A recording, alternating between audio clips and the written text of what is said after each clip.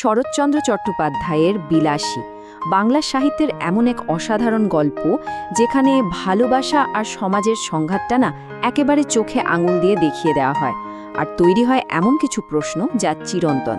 চলুন আজ আমরা এই গল্পের গভীরে ডুব দিই। আচ্ছা, গল্পটা শুরু করার ঠিক আগে আসুন একটা মূল প্রশ্ন নিয়ে ভাবি। আচ্ছা, সমাজের বিরুদ্ধে যাওয়ার আসল মূল্যটা ঠিক কী? যখন কেউ সমাজের সব নিয়মকানুন ভেঙে শুধুমাত্র ভালোবাসাকেই বেছে নেয়, তখন তাকে ঠিক কী কিসের মধ্যে দিয়ে যেতে হয়? এই গল্পটা কিন্তু আমাদের সেই উত্তরটা খুঁজতেই সাহায্য করবে। তো গল্পের শুরুটা হচ্ছে এক পরিত্যক্ত বন্ধুকে দিয়ে, আর এখানেই আমরা ঢুকে পড়ছি এমন একটা সমাজে যা কিনা কঠোর নিয়ম আর জাতপাতের বেড়াজালে একেবারে বাধা। গল্পটা আমাদের শোনাচ্ছে ন্যাড়া নামের একজন কথক। তার এক বন্ধু ছিল, নাম মৃত্যুঞ্জয়। গ্রামের এক জমিদার বাড়ির ছেলে সে। ভাবুন, প্রচুর সম্পত্তি, কিন্তু মানুষটা ছিল ভীষণ একা আর প্রায় রোগে ভুগত। তার ওই বিশাল বাড়িটা, ওটা যেন ছিল ওর একাকিত্বেরই একটা প্রতীক। এখন গল্পটা ঠিকঠাক বুঝতে হলে মৃত্যুঞ্জয়ের সামাজিক অবস্থানটা জানা কিন্তু খুব জরুরি। সে ছিল ব্রাহ্মণ, মানে সমাজের একেবারে উঁচু জাতের, সর্বোচ্চ স্তরের। আর তাই তার কাছ থেকে কঠোর আচার বিচার, নিয়মকানুন মেনে চলার একটা প্রত্যাশা ছিল সবার। আর জেনে রাখুন, এই পরিচয়টাই কিন্তু পরে সব ঝামেলার মূল কারণ হয়ে দাঁড়াবে। আর ঠিক তার উল্টো দিকে ছিল সাপুড়ে, মানে মালু সম্প্রদায়। সেই সময় সমাজে, বুঝতেই পারছেন, ওদের স্থান ছিল একেবারে নিচু স্তরে। মানে একজন ব্রাহ্মণ মৃত্যুঞ্জয় আর একজন সাপুরের মধ্যে সামাজিক দূরত্বটা ছিল বলতে গেলে আকাশ আর পাতালের মতো। আর এখান থেকেই কিন্তু গল্পের আসল ট্র্যাজেডিটা শুরু হচ্ছে। মৃত্যুঞ্জয় যখন টাইফয়েডে আক্রান্ত, অবস্থা প্রায় মরো, তখন কি হলো জানেন? ও নিজের আত্মীয় স্বজন যারা ওর সম্পত্তি লোভে বসেছিল, তারাই ওকে মরার জন্য ফেলে রেখে চলে গেল। ভাবা যায়, সমাজের চোখে যারা সবচেয়ে আপন, তারাই কিনা সবচেয়ে কঠিন সময়ে মুখ ফিরিয়ে নিল। তো যখন আপনজনেরা সবাই ওকে ছেড়ে চলে গেল, ঠিক সেই সময়ই গল্পে এন্ট্রি হয় আমাদের নায়িকার। আর তার আশায় মৃত্যুঞ্জয়ের জীবনটাকে একেবারে ওলট পালট করে দেয়।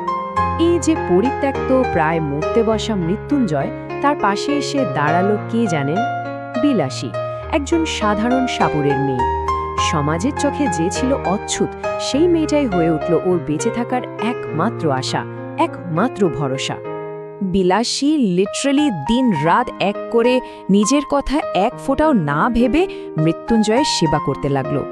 আর ওর ওই সেবাতে অবিশ্বাস্যভাবে মৃত্যুঞ্জয় মৃত্যুর মুখ থেকে ফিরে এলো, ধীরে ধীরে সুস্থ হয়ে উঠল।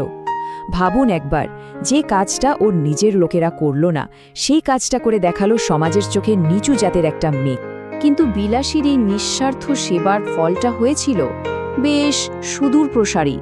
হ্যাঁ, মৃত্যুঞ্জয় একটা নতুন জীবন ফিরে পেয়েছিল ঠিকই, কিন্তু সেই নতুন জীবনের জন্য ওকে যে কি মহান মূল্য চোকাতে হয়েছিল। মৃত্যুঞ্জয় যেই না একটু সুস্থ হয়ে উঠল, অমনি গোটা গ্রাম যেন রাগে ক্ষোভে ফেটে পড়ল। কারণটা কি? কারণ একজন ব্রাহ্মণ ছেলে একটা সাপুরের মেয়ের হাতে সেবা নিয়েছে, তার ছোঁয়াচে লেগেছে, তার সাথে থাকছে। এটা তো সমাজের চোখে একটা মারাত্মক অপরাধ। ভাবা যায়, ফল যা হওয়ার তাই হলো, দুজনকেই এক ঘরে করে দেওয়া হলো, সমাজ থেকে বের করে দেওয়া হলো। মৃত্যুঞ্জয়ের জীবনটা যেন পুরোপুরি দুটো ভাগে ভাগ হয়ে গেল। একদিকে তার পুরনো জীবন, যেখানে ছিল টাকা পয়সা, জমিদারি, ব্রাহ্মণ হিসেবে সম্মান, কিন্তু ছিল না কোনো সঙ্গ, ছিল শুধু একাকিত্ব আর অসুস্থতা। আর অন্যদিকে তার নতুন জীবন, যেখানে সে সমাজচ্যুত, ঘৃণিত, কিন্তু তার সাথে ছিল নিঃস্বার্থ ভালোবাসা আর একজন সত্যিকারের সঙ্গী, এমন কিছু যা সে আগে কখনো পায়নি। তো ভালোবাসা আর নতুন একটা জীবন তো সে খুঁজে পেল, কিন্তু নিয়তির মনে হয়তো অন্য কিছুই লেখা ছিল। আর এখান থেকেই গল্পটা একটা ভয়ানক, মর্মান্তিক পরিণতির দিকে এগোতে শুরু করে। সমাজ থেকে বিতাড়িত হয়ে মৃত্যুঞ্জয় কিন্তু একটুও ভেঙে পড়েনি, বরং সে বিলাসীর জগৎটাকেই পুরোপুরি নিজের করে নিল। তার ব্রাহ্মণ পরিচয়, তার জমিদারির অতীত, সবকিছুকে সে পেছনে ফেলে এগিয়ে গেল। আর শুধু বিলাসীর সাথে থাকা নয়, মৃত্যুঞ্জয় তার পেশাটাকেও আপন করে নিল। বিলাসীর পরিবারের কাছ থেকে সাপুরের কাজ শিখে সে হয়ে উঠল একজন দক্ষ সাপুরে। ভাবুন তো একবার, যে ছিল জমিদার বাড়ির ছেলে, সে এখন গ্রামে গ্রামে ঘুরে সাপ ধরছে, সাপের খেলা দেখাচ্ছে। এটাই ছিল তার ব্রাহ্মণ পরিচয়ের চূড়ান্ত বিসর্জন। হ্যাঁ, সাপের খেলাতে সে হয়তো দক্ষ হয়ে উঠেছিল, কিন্তু প্রকৃতির ওপর কি পুরোপুরি আধিপত্য কায়েম করা যায়? এটা কি আসলে একটা ভ্রম নয়? এই অনিশ্চয়তাটাই যেন একটা অশুভ কিছুর ইঙ্গিত দিচ্ছিল। আর শেষ পর্যন্ত ঠিক সেটাই ঘটল। একদিন খেলা দেখানোর সময় হঠাৎই একটা বিষাক্ত খরিশ গোখরো সাপ ছোবল দিল মৃত্যুঞ্জয়ের হাতে। যে পেশাটা তাকে একটা নতুন জীবন দিয়েছিল, সেই পেশাই শেষ পর্যন্ত তার জীবনের কাল হয়ে দাঁড়ালো। এই ভয়ানক ঘটনার পর গল্পের শেষটা আরও অনেক বেশি মর্মান্তিক, আরও বেশি হৃদয় বিদারক। বিলাসী তাকে বাঁচানোর জন্য লিটারেলি আপ্রাণ চেষ্টা করেছিল। ঝাড়ফুঁক, ওঝা, মন্ত্র কোনো কিছুই বাদ রাখেনি, কিন্তু কিছুতেই কিছু হলো না। সাপে তীব্র বিষের কাছে হার মেনে মৃত্যুঞ্জয় মারা গেল। মৃত্যুঞ্জয়ের মৃত্যুর পর বিলাসী আর বেশি দিন বাঁচেনি। কতদিন জানেন? মাত্র 7 দিন। স্বামীর মৃত্যুর শোকটা সে সহ্য করতে পারেনি। 7 দিনের দিন একরকম অনাহারে থেকেই সেও প্রাণ ত্যাগ করল।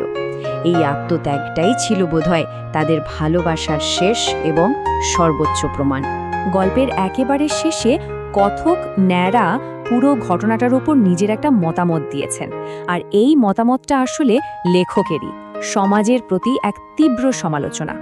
কথক শেষে গিয়ে ভাবেন যে সমাজ মৃত্যুঞ্জয় আর বিলাসীকে পাপী বলে একঘরে করে দিয়েছিল, সেই সমাজের তথাকথিত ধার্মিক সেলফ রাইশাস মানুষগুলো, তারা আসলে এমন একটা গভীর আর নিঃস্বার্থ ভালোবাসার মহত্ব কোনোদিন বুঝতেই পারবে না। তাদের ওই নিয়মকানুন আর জাতপাতের অহংকারের আড়ালে আসল মনুষ্যত্বটাই যে কবে হারিয়ে গেছে। আর তাই এই গল্পটা আমাদের সবার কাছে একটা চিরন্তন প্রশ্ন রেখে যায়। আচ্ছা, প্রকৃত ধার্মিক বা পুণ্যবান আসলে কে?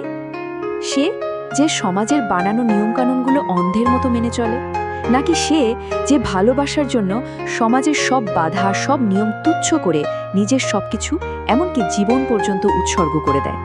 এই উত্তরটা খোঁজার ভার সম্ভবত আমাদের সবার উপরেই ছেড়ে দেওয়া হয়েছে।